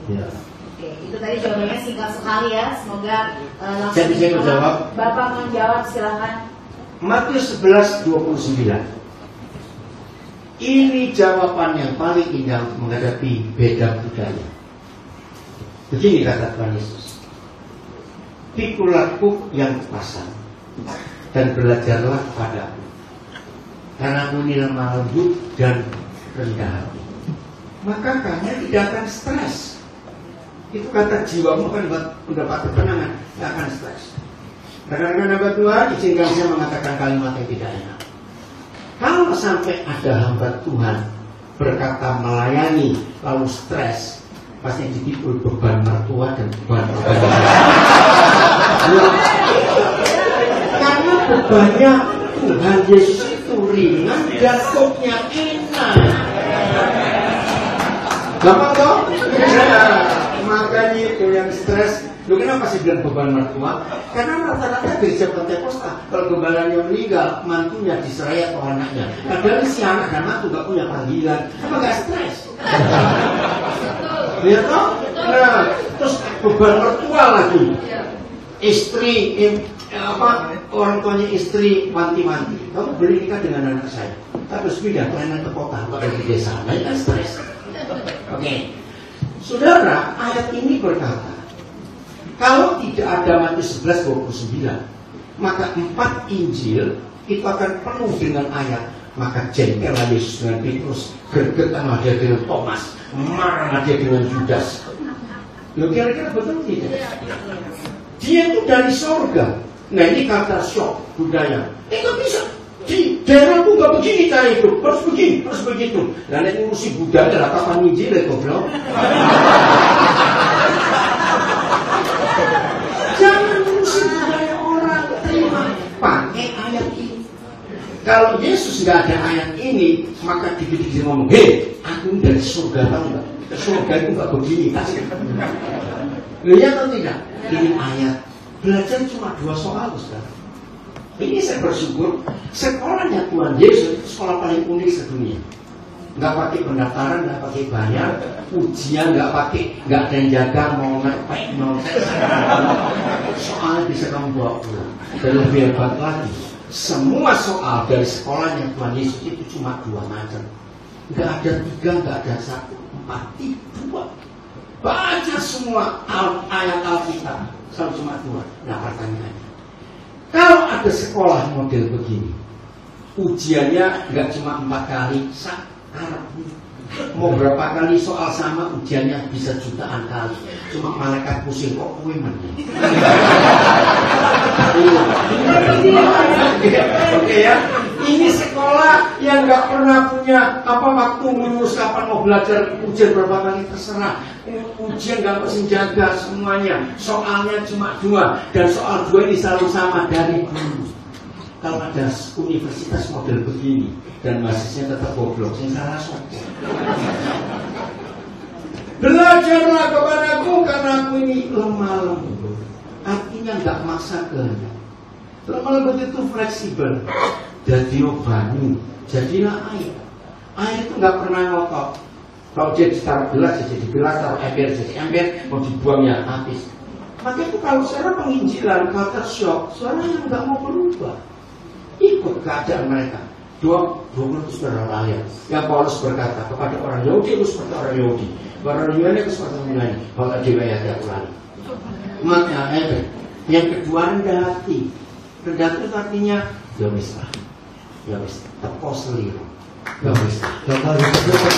Ya, sampai sini Pak, tekuk di bengkok ini. Oke. Terima kasih Pak Daniel. Terima kasih juga untuk pertanyaan yang sudah dikirimkan karena waktu kita juga sangat terbatas. Ya, 1 pertanyaan sekali. Oke, pertanyaan terakhir mohon 1 pertanyaan saja ya, tidak usah 2. 1 orang memberikan 1 pertanyaan saja. Oke, yang mana ini tim? Oh iya, monggo Pak. Sebentar, sebelum lupa karena waktu, tolong di layar tuliskan nomor telepon saya. Siapapun boleh kontak. Yang 0812. Ini saya dapat dari anak saya punya counter jualan itu nomor.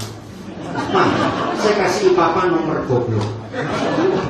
0812 23 34 Betul? Nomor 12 23 34 34. Awas lupa. Saya kirim Bapak delay enggak? Iya, nanti. Saya kirim Bapak delay enggak gitu. Oh, enggak. Ya, monggo Pak, silakan 1 pertanyaan kita. Terima kasih kepada Sakti. Saya kenalkan kenapa aku Sutopo. Coba satu pertanyaan. Yang hadir di sini orang Jawa Tengah dan DIY. Jadi bilangan riset melakukan risetnya, penelitiannya. Bilangan BRC, bilangan riset. Oh, bilangan. 10 tahun terakhir, Jawa Tengah dan DIY dari seluruh provinsi yang ada di Indonesia mengalami jumlah orang percaya yang merosot dan tidak ada lagi perintisan jemaat baru.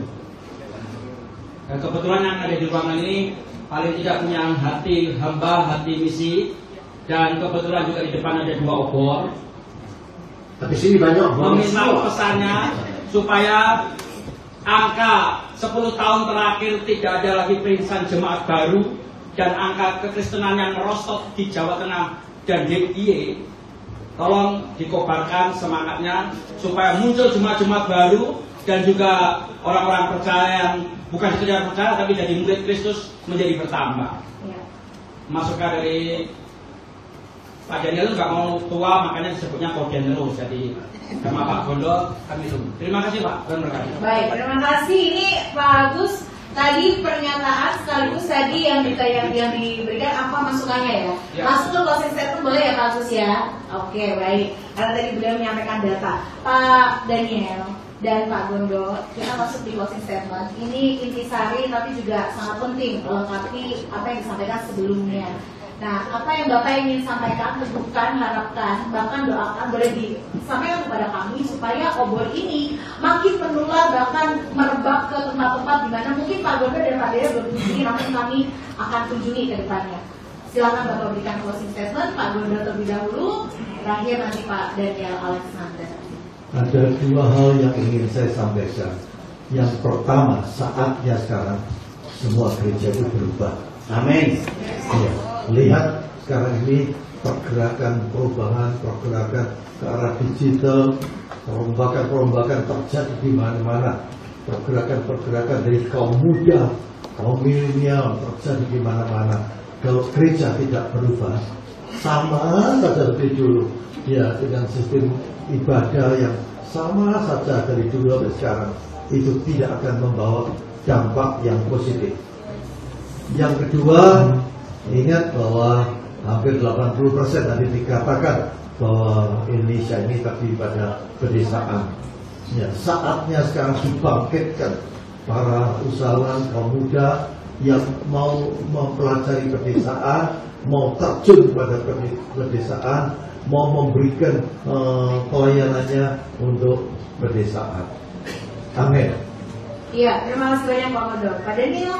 Jawaban saya akan menyakitkan hati para teolog dan ketua-ketua sinode. Tapi saya harus ngomong. Musuh utama Injil ternyata bukan setan, tapi teologi yang salah. Selama, tolong sampaikan kepada Pak Bambang dan tim BRC yang bilangan di Center. Coba didata jumlah orang percaya, jangan menghitung jumlah gereja. Saya berpatokan pada lagunya John Lennon tahun 70-an, Imagine. Imagine if the world without religion. Saudara, ternyata agama itu dari setan. Karena perang yang gak pernah berhenti sampai hari adalah perang agama. Maka itu saya mau katakan, selama orang percaya masih berputar pada pertanyaan ini. Jadi kalau aku percaya Yesus, aku ke Katolik, aku Pentakosta, ke GBI, aku GKKD, atau ke Baptis, aku apa? Selama pertanyaan masih seperti itu, maka setan yang menang, Injil yang menang. Bukan ayatnya, Kisah Rasul 28, ayat 30 dan 31. Dari 27 kitab perjanjian baru, hanya Kisah Para Rasul yang tidak ada kata akhir atau kata penutup, itu unik, saudara. Saya bertanya, kenapa? Baca semua, ya, kalau dikatakan dari 26 kitab perjanjian baru itu ada penutupnya, kata akhir, ngerti maksudnya? Tapi Kisah Rasul tidak.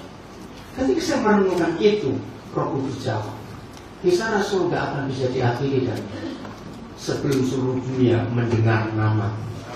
Bukan jadi Kristen, beda. Maka itu kalau sekarang saudara dan saya adalah pelayan Injil, mungkin sudah berapa juta pasal itu yang tertulis gara-gara pelayanan kita. Telah. Ya, ngerti? Lihat ayat ini. Judulnya menarik. Cuma 2 ayat. Perikop 28 bagian terakhir. Ada mana ayatnya? Ya, oke. Apa yang kita baca judulnya? Paulus.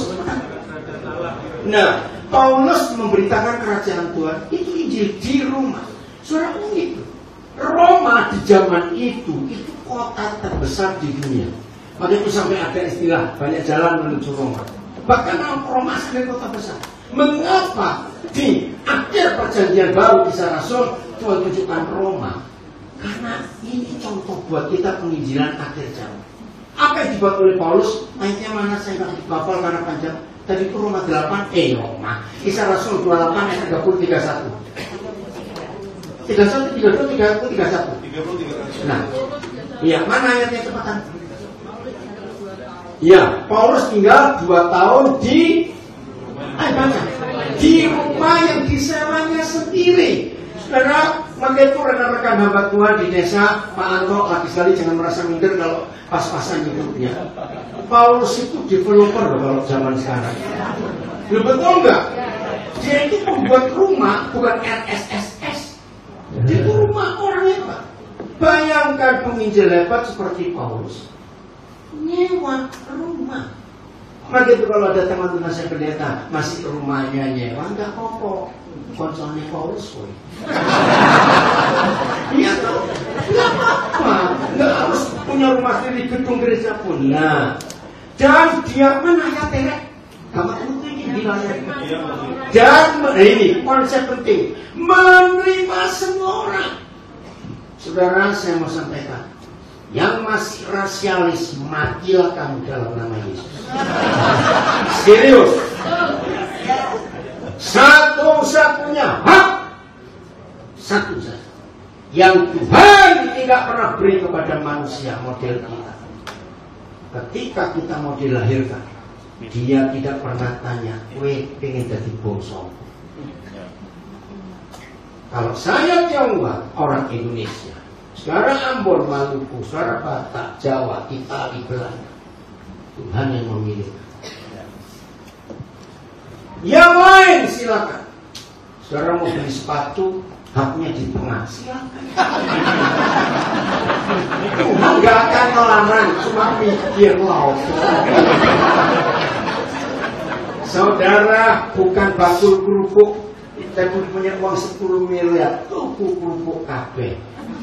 Tuhan pun gak pusing, cuma batin kerupuk.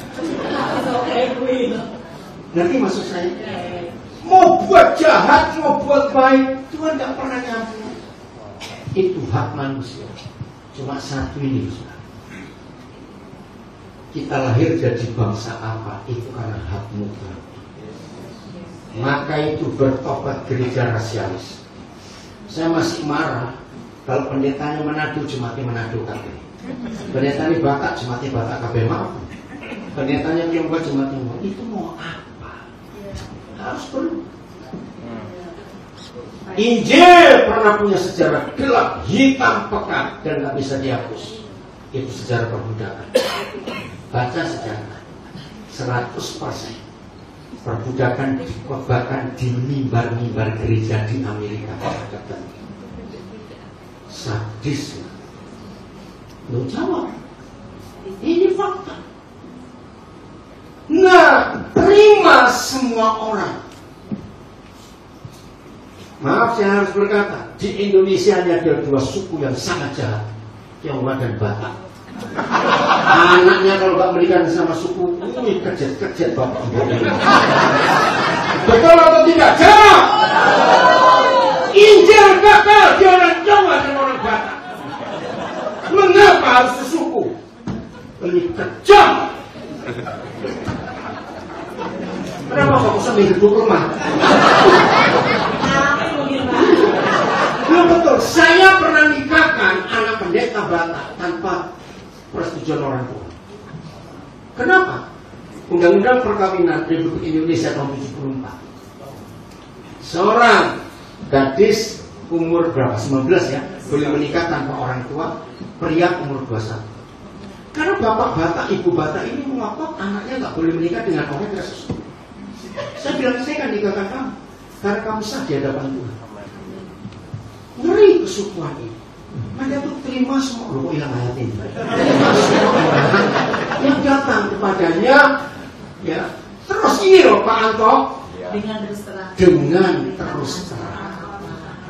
Jangan takut kalau racun ngomong racun, mau coba terus di kecap kok bro.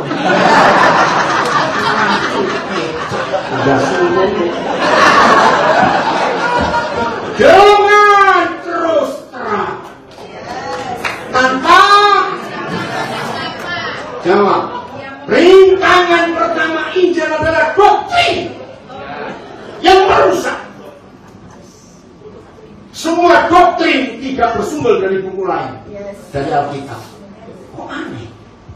Sumbernya satu, kok hasilnya bisa pecah-pecah. Ini merusak, saudara. Harus diubah.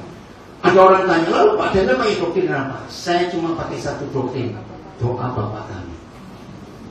Kalau semua kita itu pakai doktrin doa Bapa kami, maka jadilah bumi seperti surga. Bapa kami yang di surga. Jadi Bapak kita berapa? Satu. Tapi boleh KKR. Siapa? Ibunya Katolik, Pentecostal. Padahal bapaknya cuma satu. Baca buku sekolah doa. Nah, jual nggak? Siapkan, ayo. Ada saya siapkan di bawah, baca buku. Dikuduskanlah namamu. Tunggu sih, Bu.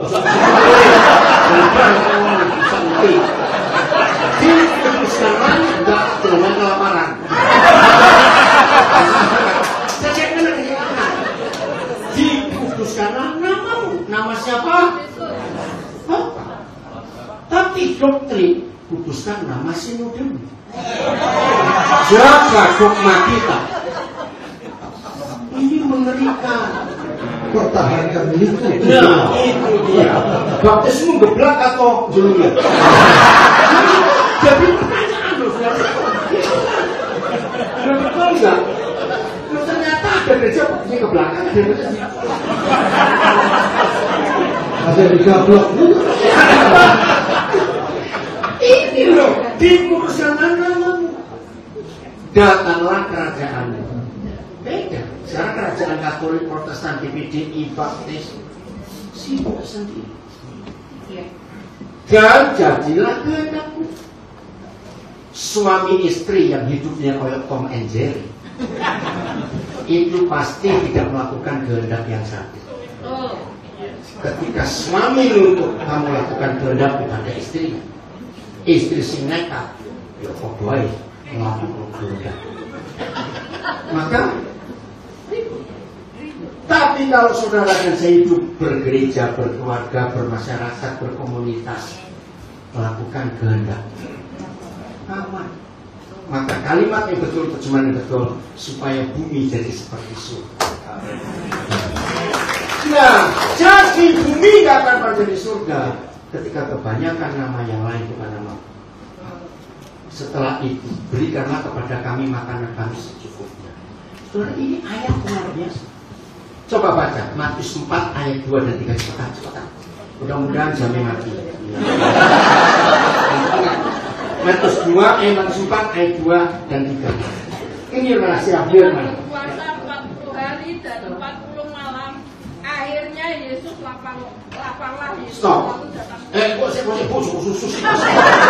ini kalau ngajar saya kupas pernah. Yesus pernah lapar dan bisa lapar. Ya. Lalu siapa yang datang? Nah, ibu lanjut kalimat. Iya. Saudara bayangkan kalau yang oleh Tuhan Yesus setan berani keroyokan. Apalagi lapar model kita begini. Setannya dua dia tekok kabeh.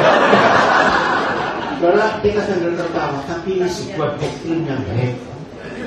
Jadi begini gereja yang masih goblok-goblok, masa ngusir setan pakai corotan minyak? Setan ini yang gini. Masa ngusir setan pakai kipasan bendera? Goblok ini. Ayat mana goblok? Yang tersinggung itu orangnya. Biar saya nggak mau tahu. Ngusir setan pakai corotan minyak perjamuan. Ayatnya gimana? Hari ini kita tahu doa Bapa kami dan doktrin kita untuk membuat setan nggak punya kerjaan jadi pengangguran, sehingga setan pulang kampung, buat orang lapar kenyang. Kalau nggak ada orang lapar, nggak ada setan. Setan mulai kabeh balik ke negaranya sana, dan ini prinsip saya. Maka semua kantor polisi jadi kafe, semua gedung pengadilan jadi hotel, semua penjara jadi mall. Oh enggak, masih ngaku. Jadi membuat setan nggak ada kerjaan di dunia. Bukan doa puasa, bukan doa keliling, bukan doa ini, doa itu. Ketemu orang lapar, setan yang minggat. Nah ini yang Paulus buat di rumah. Lanjut, kisah Rasul tadi, cepetan. sebelum saya dimarahi nanti oleh Bu Mas. Nanti mikrofonnya langsung dikeluarkan. Iya. Mulai toh. Dengan terus terang dan tanpa rintangan apa-apa ia memberitakan kerajaan Tuhan dan mengajar tentang, saya tanya, ini gereja atau bukan? Yowis. Tapi Pak Gono saya bilang, gak usah liturgi, gak usah apa-apa, duduk di rumah. Saya nggak tahu masih ada enggak. Tahun 76 saya merintis gereja di Ampel Gading yang turunan Boyolali sebelum masuk Salatiga. Anak saya lulusan soal kitab, dia punya beban untuk ke kampung ini. Zaman itu motor baru mulai, orang bisa kredit. Nah, saya ini ada di desa ini, saya larang untuk buka gedung gereja kan itu 100% bukan Kristen, nggak ada satu orang pun nggak ada Kristen. Saya mau buka bengkel, sebab orang-orang desa itu kalau motornya rusak itu mesti nuntun sampai ke kota Salatiga, pinggir jalan besar. Saya modalin dia buka bengkel, saya berikan alat-alat. Saudara sambil bengkel, yang orang yang nungguin kok biasa gitu, ngomong soal kehidupan, gak usah ngomong Yesus, gak usah ngomong Injil, gak usah ngomong Tuhan. Nah itu kan kayak motor itu bisa rusak gini, gimana hubungan suami istri, anak-anak, gitu, ngomong. Saudara dalam waktu nggak sampai 3 tahun, dia sudah meninggal sayangnya waktu COVID itu.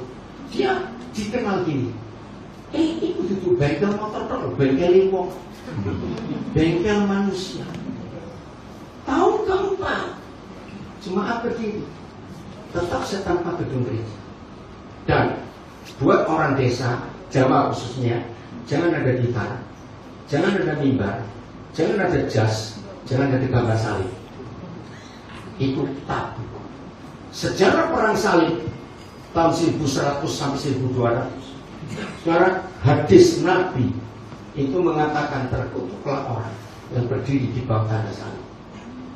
Sebab perang salib itu sadis. Masyarakat Muslim dibunuh oleh pedang. Nah, ini sejarahnya. Ketika perang salib itu makin merajalela, orang-orang Eropa, tentara Kristen Eropa, Katolik, itu kehabisan senjata. Saya lupa paus keberapa, itu memberi perintah, turunkan semua salib di semua gereja Eropa dan diasah jadi pedang. Di bagian kepala, pegangan, bagian kaki diruncingkan jadi pedang. Itu membunuh banyak orang Islam. Di situ sejarah perang salib. Dan gereja di Jawa nggak bisa, itu saya pakai. Saya tahun-tahun itu kalau khotbah di desa, saya pakai sarung, pakai songkok, dan mereka terima. Maka itu Injil itu jangan di Eropakan. Setuju? Ya, Injil itu apa adanya. Maka kebudayaan itu akan menjadi tanpa rintangan apa-apa. Buat orang Jawa, desa, begitu ada musik, gereja. Begitu lihat dasi, wah ini penjajan. Sudahlah saudara, saya itu pernah dulu sekarang enggak. Saya datang diundang ke Jakarta Postal, saya pakai batik, nggak boleh khotbah, harus pakai dasi. Yuk tak lucu loh, batik anda dasi. Saya juga nggak pulang, saya duduk, nggak apa-apa. Itu loh, apa sih dasi kok ngomong nih? Nggak beli enak. Jadi musuh utama Injil adalah doktrinalisasi. Jadi tolong ya Pak Agus beritahu supaya yang diteliti. Riset itu bukan jumlah gedung gereja, enggak usah. Saya selalu berkata kepada banyak teman saya yang kaya-kaya, kamu tahu nggak di daerah yang bukan Kristen kamu bangun gedung yang besar itu nggak sakit hati orang sebelah. Sakit hati karena 2 alasan. 1, cemburuan sosial. 2, mereka berkata, loh, kamu bangun gedung sebesar itu, berarti kamu mengharapkan Nabi masuk kok, siapa lagi atau tidak? Nah itu kan jadi sakit hati. Nggak usah, Injil biar Injil apa adanya. Nggak usah dibungkus pakai atasnya. Makasih Pak Gus. Baik, terima kasih Pak Daniel Alexander.